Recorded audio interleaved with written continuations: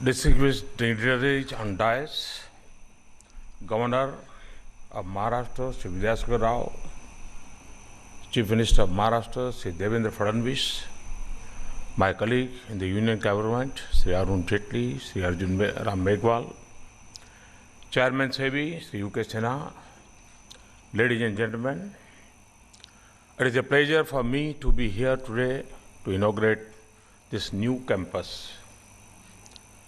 This is a time of slowdown in the global economy. Developed countries and emerging markets are both facing slow growth. Against this background, India is being seen as a bright spot. Growth is projected to remain among the highest in the world. India's place as the fastest growing large economy had not come about by accident. To see how far we have traveled, we should look back to 2012-13. The fiscal deficit had reached alarming levels. The currency was falling sharply. Inflation was high. The current account deficit was rising. Confidence was low. And foreign investors were turning away from India. India was considered the weakest of the BRICS nations. In less than 3 years, this government has transformed the economy. We have cut the fiscal deficit target every year and also achieve it every year. The current account deficit is low even after the redemption of loans taken under the special currency swap in 2013. Foreign exchange reserves are high. Inflation is low, running at less than 4% compared to double-digit inflation under the previous government. Public investment has increased largely even while the overall fiscal deficit has been cut. A new monetary policy framework has been introduced by law with an inflation target. The constitutional amendment on goods and service tax had remained pending for years. It has been passed, and the long-awaited GST will soon be a reality. We have made progress on improving the ease of doing business. As a result of all these policies, foreign direct investment has reached record levels. By claiming that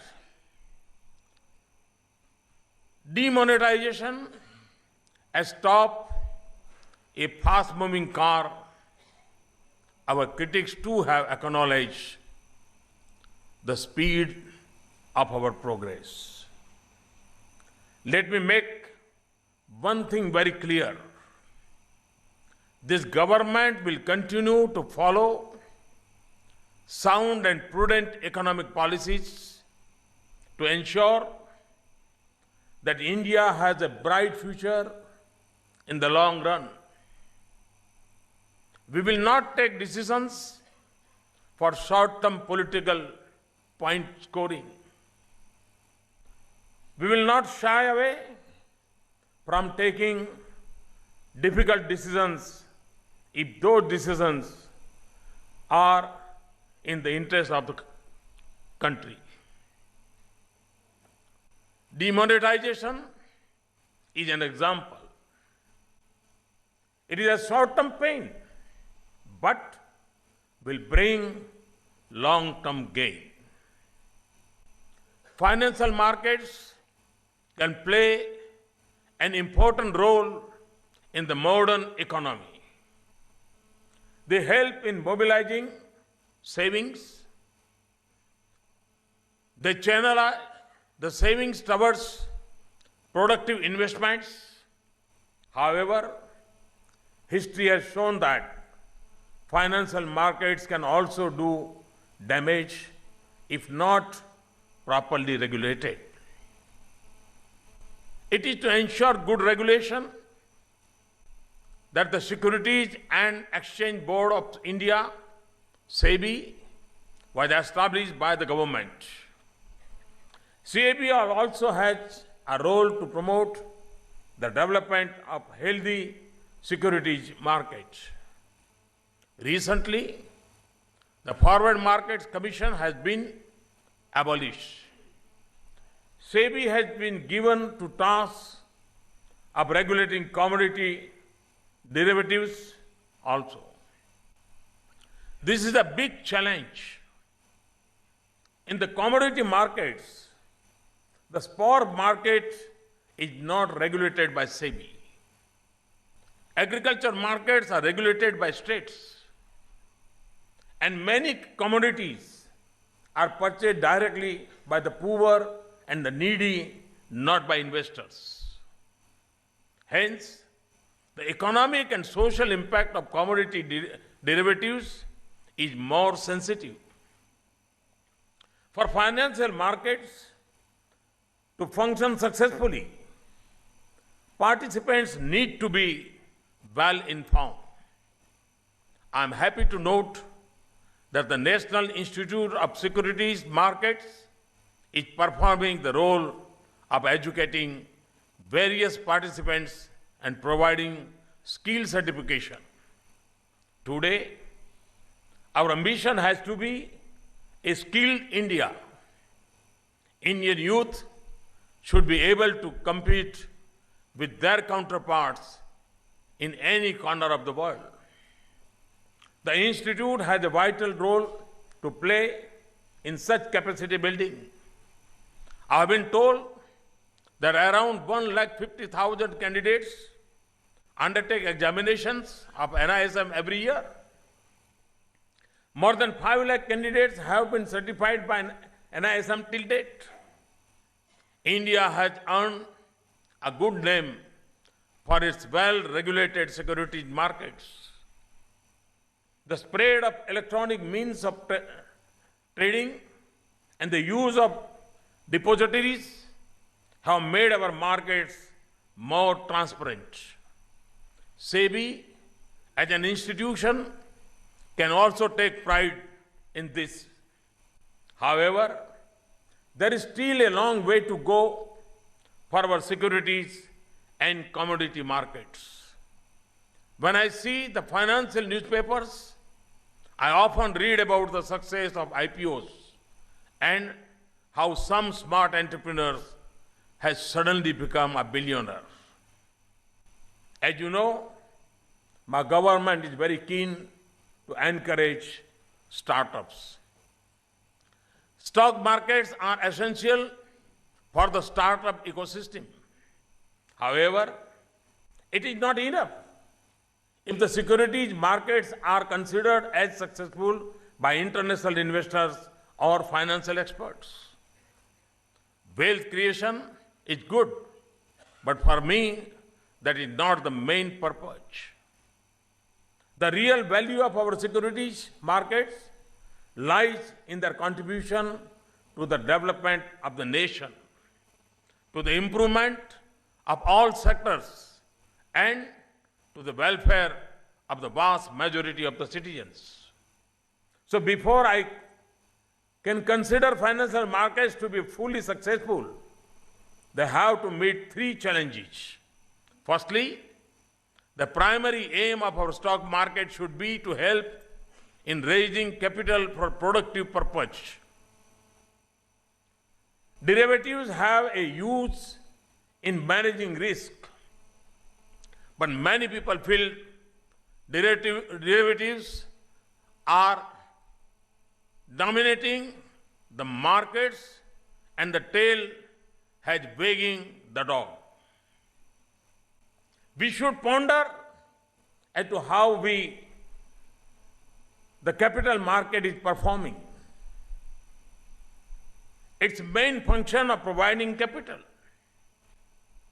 Our markets should show that they are able to successfully raise capital for projects benefiting the vast majority of our population. In particular, I am referring to infrastructure. Today, most of our infrastructure projects are financed by the government or through banks. The use of capital markets for financing infrastructure is rare. For infrastructure projects to be viable, it is very important that the borrowing should be of a long duration. It is said that we do not have a liquid long-term bond market. Various reasons are given for this. But surely this is a problem which the financial brains in this room can solve. If you really put your minds to it, my call to each to find ways to enable the capital markets to provide long-term capital for infrastructure. Today, only the government or external lenders like World Bank or JICA provide long-term money for infrastructure. We must move away from that. Bond markets must become a source of long-term infrastructure finance. We are all aware of the huge capital requirements for improving urban infrastructure. This government has launched an ambitious smart cities program. In this context, I am disappointed that even now we do not have a municipal bond market. There will be problems and difficulties in creating such a market. But the true test of an expert innovation is when it solves a complex problem. Can SEBI and the Department of Economic Affairs ensure that at least 10 cities in India issue municipal bonds within 1 year? Secondly, the markets must provide benefits to the largest section of our society, namely our farmers. The true measures of success is the impact in villages, not the impact in Dalal Street or Lutyens Delhi. By that yardstick, we have a long way to go. Our stock markets need to raise capital in innovative ways for projects in agriculture. Our commodity markets must become useful to our farmers, not just avenues for speculation. People say that derivatives can be used by farmers for reducing the risks. But in practice, hardly any farmer in India uses derivatives. That is the fact.